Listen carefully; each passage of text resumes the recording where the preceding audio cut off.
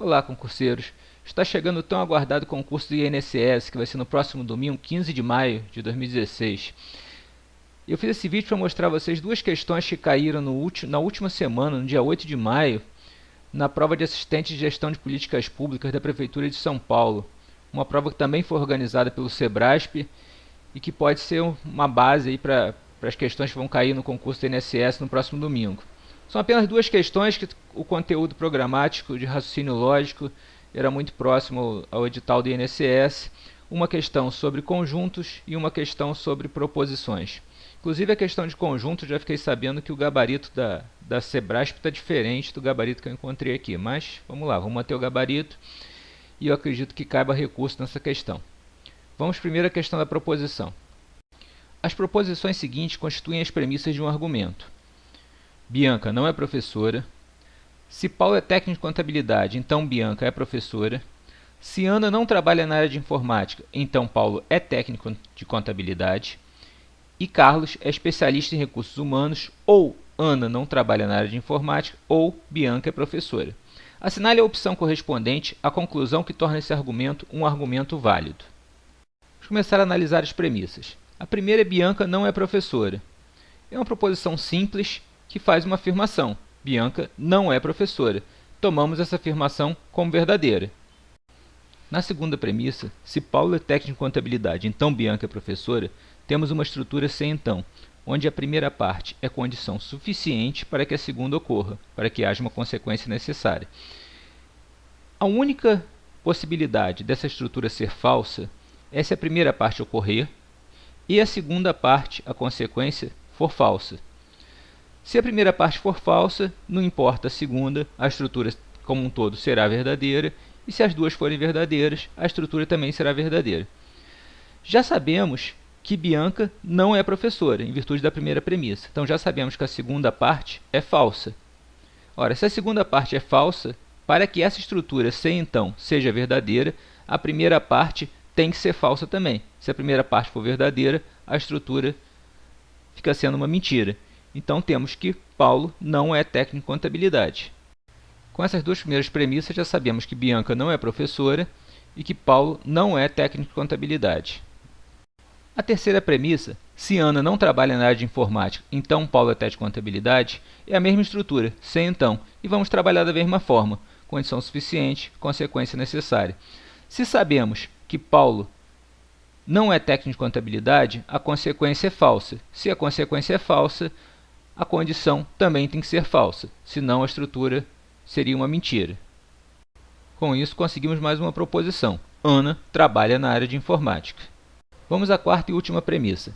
Carlos é especialista em recursos humanos, ou Ana não trabalha na área de informática, ou Bianca é professora. Agora temos uma estrutura de disjunção, caracterizada pelo conectivo ou. Para que essa estrutura seja verdadeira, basta que uma das proposições seja verdadeira. No caso, já sabemos que as duas últimas proposições, Ana não trabalha na área de informática, Bianca é professora, são falsas. Ora, se duas são falsas, temos que Carlos é especialista em recursos humanos, é verdadeiro. Agora que já temos as quatro proposições, podemos analisar as opções e veremos que o gabarito é letra D de dado, Carlos é especialista em recursos humanos e Ana trabalha na área de informática. Essas duas proposições são um argumento válido para as premissas dadas na questão. Vamos à questão sobre conjuntos. Determinado departamento da Prefeitura Municipal de São Paulo recebeu recentemente 120 novos assistentes administrativos. Sabe-se 70 deles são especialistas na área de gestão de recursos humanos, RH, 50 na área de produção de material de divulgação, MD, e 60 na área de administração financeira, AF.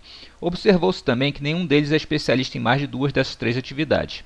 Exatamente 25 deles são especialistas tanto em RH quanto em AF, e nenhum deles é especialista tanto em AF quanto em MD. Além disso, verificou-se que nenhum deles é especialista em qualquer outra área além dessas três citadas. Com base nessas informações, é correto afirmar que a quantidade de novos assistentes administrativos que são especialistas tanto em RH quanto em MD é igual a... É uma questão de conjuntos. Para resolver, vamos utilizar o diagrama de Venn, que consiste em um quadrado ou retângulo para compor todo o grupo, no caso um total de 120, e tantos círculos quantos necessários para cada subconjunto. temos três círculos no subconjunto de RH com 70 assistentes, AF com 60 e MD com 50. Vamos começar com a informação do enunciado, que observou-se também que nenhum deles é especialista em mais de duas dessas três atividades. Desta forma, podemos colocar 0 na interseção dos três subconjuntos, já que sabemos que naquela interseção não há nenhum assistente. Outra informação importante é de que exatamente 25 dos assistentes são especialistas tanto em RH quanto em AF. Então preenchemos com 25 a junção de RH com AF.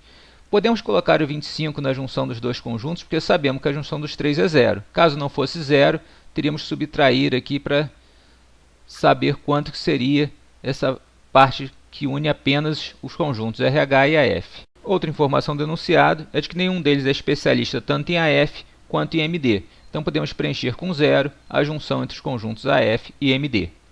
Por fim, o enunciado nos diz que verificou-se que nenhum deles é especialista em qualquer outra área além dessas três citadas, o que nos possibilita preencher também com 0 a área do quadrado que não pertence a nenhum dos três círculos.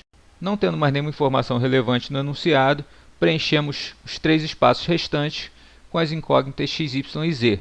Coloquei aqui o x no meio, que é a nossa pergunta da questão.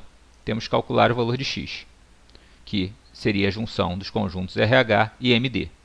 Analisando nosso diagrama, vemos que o conjunto RH possui 70 assistentes. Esse conjunto é composto de Z mais x mais 25 mais 0. Colocando a equação, temos x mais z mais 25 igual a 70, ou z igual a 45 menos x.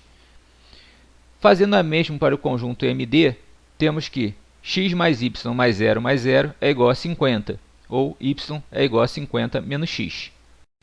Sabemos ainda que todo o conjunto dá 120. Então vamos fazer aqui uma outra equação somando todos os dados que nós temos. X mais y mais z mais 25 mais 35 mais 0 de fora é igual a 120. Ou x mais y mais z é igual a 60. Substituindo na terceira equação o valor de z e y em função de x, temos que x mais 50 menos x, que era o valor de y, mais 45 menos x, valor de z, igual a 60. Fazendo a conta aqui, chegaremos a x igual a 35, que dá o gabarito letra D de dado. Lembrando que me passaram a informação, eu não tive acesso ao gabarito oficial, mas me passaram a informação que o Sebrasp, aliás, divulgou o gabarito como sendo 45.